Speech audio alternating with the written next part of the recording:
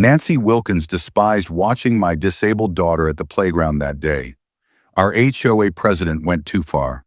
She pulled my Sarah out of the special swing, shattering both her delicate arms. Now Nancy is facing criminal charges, while my 9-year-old is recovering in pain. One moment of cruelty altered everything forever. Before viewing full story, comment below. From where you watching, also like and subscribe for more stories. Your daughter's therapy equipment in the backyard is in sight from the street and violates neighborhood standards. Nancy Wilkins announced loudly at the community meeting, pointing directly at me. We can't have medical devices ruining the look of Oak Meadows. Every head in the room turned to stare at us.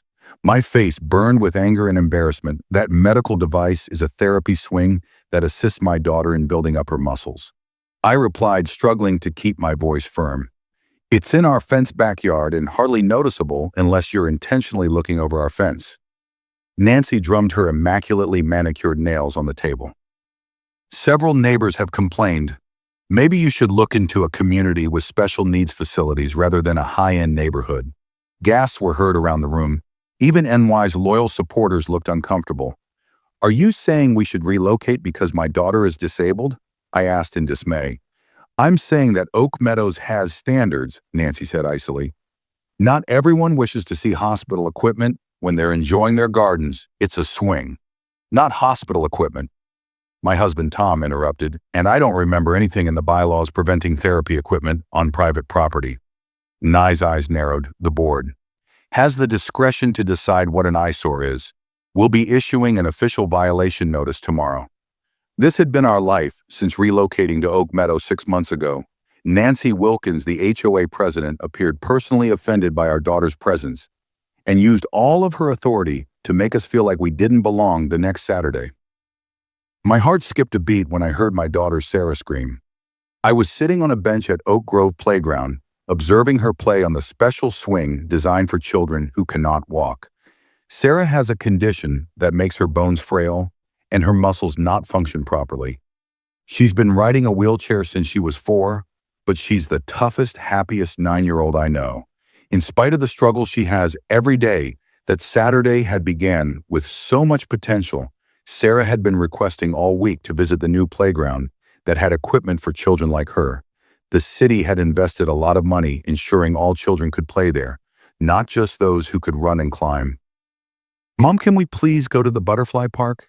Sarah referred to it as that because the large play unit was shaped like giant butterfly wings. Of course, sweetie. I promise Dad has to work today, but you and I can share a special day out. Sarah's smile was worth everything. Getting her ready was time we had to pack her medications, extra padding for her wheelchair, and snacks for energy. But seeing her excitement made it all worthwhile. The playground was busy when we got there.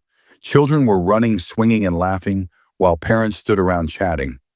I helped Sarah into the adaptive swing, a special seat with straps to hold her safely. She loved the sense of flying, the most she could get to the sensation of running. Higher, Mom, I want to touch the clouds. She laughed as I pushed her gently.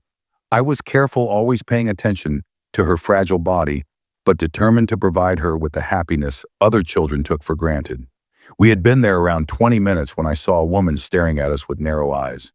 She was dressed in expensive-looking clothes and had that perfectly styled hair that somehow never seems to move. I'd seen her at neighborhood meetings previously. Nancy Wilkins, the president of our homeowners association. She had caused us trouble previously about the ramp we installed at our front door for Sarah's wheelchair, stating it destroyed the aesthetic of the neighborhood. I tried to disregard her, concentrating instead on Sarah's happiness. But Nancy began walking toward us with determination, her designer purse hanging from her arm. Excuse me, she said curtly. How long do you intend to take over that machinery? My grandkids would also want to go, and you've been coming here for some time. I glanced around bewildered. There were no children lined up for the adaptive swing. In fact, the only bit of equipment on the crowded playground, not crowded with children. I don't see anyone waiting, I ventured politely. This is the disabled children's special swing. There are 5 normal swings over there which are available. New York's face tightened. All the equipment in this park is for everyone. These special accommodations cost taxpayers a lot of money. and it's selfish to monopolize them. Sarah felt the tension and her smile disappeared. Mom, is something wrong? Nothing, sweetie, I assured her. We're just discussing, you keep swinging. Nancy folded her arms. I'm on the Parks Committee and we've put a 5-minute limit on all playground equipment when other people are waiting. But no one is waiting, I repeated, attempting to keep my voice steady. And this is the only equipment Sarah can use. Rules are rules, Nancy insisted. My grandchildren want to try this swing. They're curious about it. They're welcome to try it when Sarah is done. I explained she doesn't get many chances to play like other children. What happened next still plays in slow motion. In my nightmares, Nancy moved forward and reached for the safety harness, holding Sarah in the swing. What are you doing? I yelled, trying to move and catch her. But I wasn't quick enough. These special needs families always feel they deserve special treatment. Nancy grumbled as she released the safety belt. It's time you learn to wait your turn like everybody else.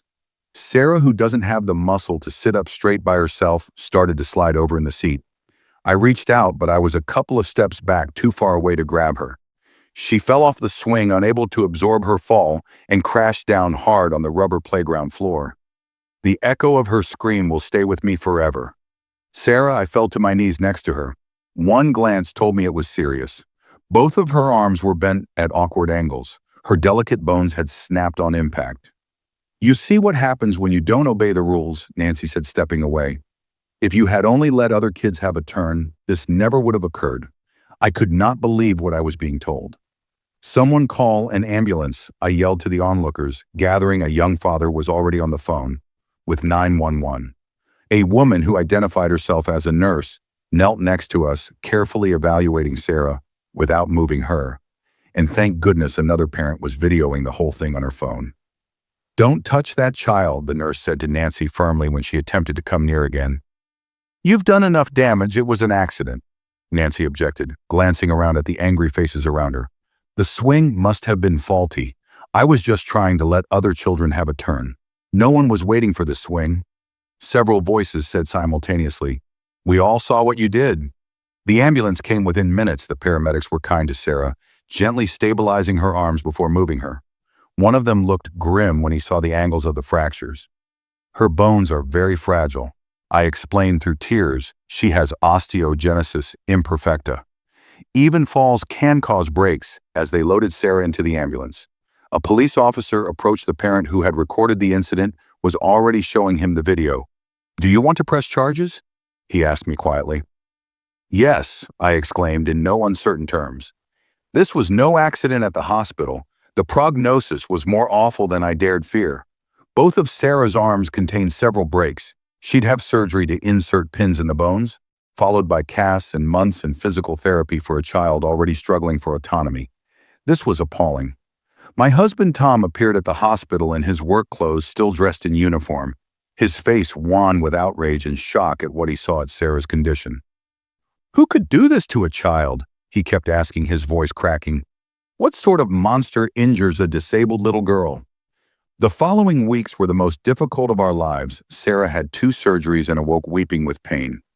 Despite medication, she required assistance with everything: eating, bathing, using the bathroom. For a child who had worked so hard for every shred of independence, this complete dependence was as agonizing as the broken bones. Why does Mrs. Wilkins hate me, Mom? She asked one night as I assisted her eating. I wasn't doing anything wrong. I had no good answer. How do you explain adult cruelty to a child? Meanwhile, Nancy had been taken into custody and charged with assault, causing serious bodily harm to a disabled person, a felony where we live. The video incriminated her by depicting her intentionally removing Sarah's safety harness over my objections. Several witnesses appeared testifying to not only what occurred that day, but other events of New York's aggression against families with special needs. Children, we discovered, she had complained to the Parks Department regarding the funds spent on accessible equipment. Regular children are being shortchanged to serve a small minority. She had written in an email which now became part of the evidence against her. What astonished us most was the reaction of the community neighbors we hardly knew brought food and provided assistance. Sarah's classmates made video and cards messages the local free physical therapy sessions once she was ready. Most of all, touching were the families of other disabled kids who came forward to share similar stories, Though none so violent as the one that befell Sarah, many admitted they avoided public playgrounds due to the stairs' comments and sometimes hostility 3 months post-incident. As Sarah finally had her cast removed, NY's case was tried. Her attorney attempted to present what occurred as a regrettable accident, a concerned citizen attempting to provide equitable use of public machinery who was unaware of the unique requirements of a disabled child. The jury wasn't having it. The video was too unambiguous, the witness accounts too consistent, and New York's own words immediately following the event disclosed her real attitude towards disabled children and their families. After only 2 hours of deliberation, the jury came back with a guilty verdict on all charges. Nancy was sentenced to 4 years in prison with additional requirements to complete community service, with organizations working with disabled individuals and pay for all of Sarah's medical bills. The court takes serious crimes against vulnerable citizens very seriously, the judge said in announcing the sentence. This was not a lapse in judgment, but a conscience act which resulted in serious harm to a disabled child who was simply attempting to have fun in a playground, like any other child outside the courthouse. Reporters questioned how we felt regarding the verdict. "We're not celebrating someone going to prison," Tom replied. "We're glad that the justice system understood the gravity of what occurred to our daughter." Sarah, sitting in her wheelchair with her arms still in lightweight braces, asked if she could speak something. The reporters lowered their microphones. "I just want all kids to feel safe at playgrounds," she said in her clear, sweet voice. "It's not fair that some children fear to play because adults don't want them around. Playgrounds belong to everyone." Her straightforward words hit the headlines throughout the region. The City Parks Division, inspired by the case, and the press coverage initiated a new program to make all of its public playgrounds completely accessible and train staff in disability awareness 6 months after the incident.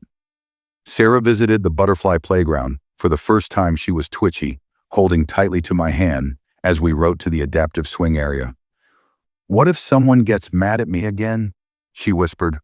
"Look around, sweetie," I explained to her. The playground had been renovated. New signs indicated that the adaptive equipment was meant mainly for disabled children, but could be utilized by everyone. When not in use, a lovely mural covered the entrance, displaying children of all abilities playing together.